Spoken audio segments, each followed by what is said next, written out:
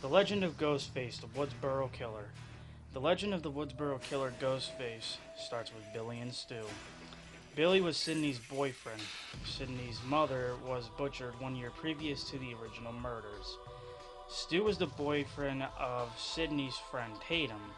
After 5 murders, Sydney discovered that Billy and Stu were the killer, acting as two separate parts. Billy was the mastermind and Stu was the muscle. They were killed, but what they started wouldn't be left undone. Later in the future, during Sydney's college years, Sydney would come to find that a new killer was loose. After the tragic death of Randy, a hero in the town of Woodsboro, it was clear that Ghostface had returned.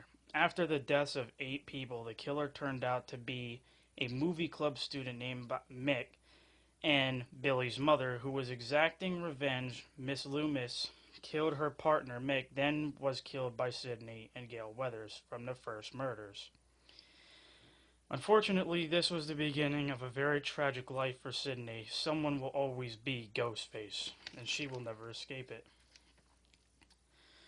To continue, now we go to Hollywood. Cotton Weary, who was accused of the murder of Maureen Prescott, Sydney Prescott's mother, is now living a good life as a movie show host.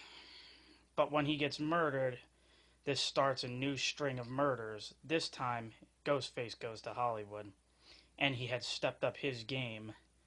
With 9 over-the-top kills, he was hell-bent on killing staff members of the upcoming Stab movie, and when found, it was discovered that this time it was one killer, the brother Sydney never knew she had, who was the original killer because he originally killed her mother.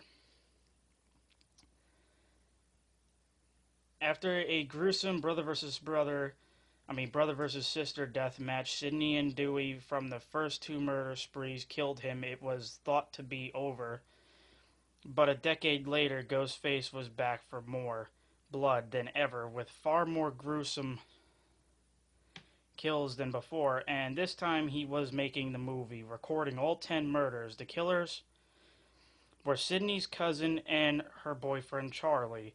After killing Charlie, Sydney's cousin thought she killed Sid, but in the hospital she was killed for attempting to finish her off. This is where it ends for the moment. Stay tuned when a Scream 5 movie decides to come out.